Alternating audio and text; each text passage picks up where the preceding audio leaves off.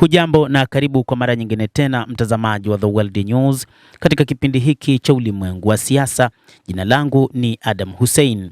Moja kati ya yale tuliokuwa nayo ni Iran, ambapo inadai kwamba moja kati ya jambo ambalo litaigharimu sana Marekani ni vita hivi anavyotaka kuvianzisha kwa mara nyingine tena. Waziri wa mambo ya kigeni wa Iran Abbas Araghchi ameionya Marekani kwamba itagharamika pakubwa na itapata gharama kubwa kutokana na vita hivi ambavyo inataka kuvianzisha tena. Endapo Marekani itaanzisha vita kwa mara nyingine tena, itagharamika pakubwa, anasema waziri huyo wa mambo ya kigeni Bwana Abbas Araghchi.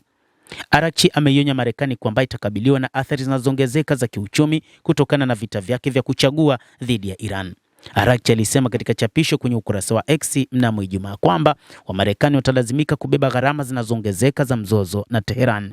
Wamarekani wanaambiwa kwamba lazima wachukue gharama za roketi za vita vya chaguo dhidi ya Iran. Weka kando kupanda kwa bei ya gesi na kiputo cha soko la mafuta.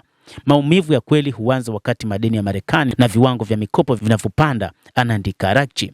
Pia alizungumzia kuongezeka kwa shinikizo la kiuchumi ndani ya Marekani na dunia, akisema uhalifu wa mikopo ya magari tayari umefikia kiwango cha juu cha zaidi ya miaka 30.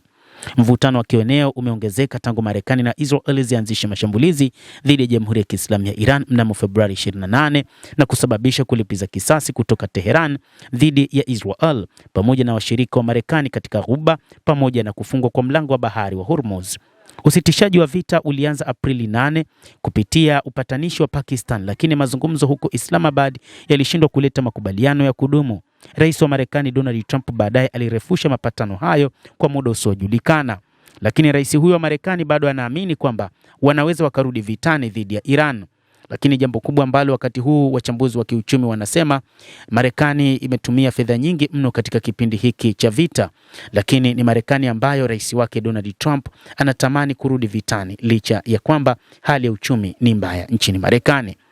Hata hivyo, ziara ya rais wa Marekani nchini China ni kwa ajili ya kuhakikisha kwamba China inaishinikiza Iran kuachana na vita hivi. China inaaminika ni moja kati ya washirika wakubwa wa Iran, lakini pia ni mwanachama wa BRICS.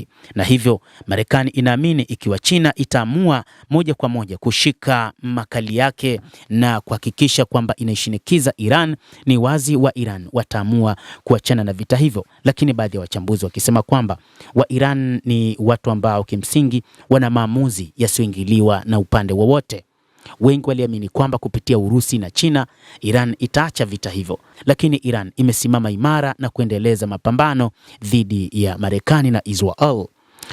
Ulimwengu uliangazia namna ambavyo jeshi la Marekani na Israel kwa pamoja linavyoweza kuiangusha Iran kwa wakati mdogo, kwa kipindi kifupi, lakini imekuwa tofauti. Wa Iran walisimama vema na kuhakikisha kwamba wanatumia silaha za bei nafuu kwa silaha za bei ya gharama ya juu, ikiwa ni pamoja na zile drone zao za Shahed ambazo zimeboreshwa sana na boti ndogo za kasi za kivita ambazo bado zimekuwa ni changamoto kwa Marekani. Na hata wakati huu inadaiwa kwamba wa Marekani wanatafuta suluhisho la kuweza kukabiliana na boti hizo ndogo, lakini pia na kutafuta mifumo ya ulinzi wa anga ya kuweza kudungua ndege za Shahed. Mtazamaji, endelea kutufuatilia, lakini nikusihi usisahau kulike, usisahau kucomment. Kadhalika usisahau kusubscribe channel hii ili upate habari hizi kwa mapana kupitia The World News. Mimi ni Adam Hussein, endelea kuwa nasi wakati wote, endelea kutufuatilia uyajue mengi yanayojiri duniani.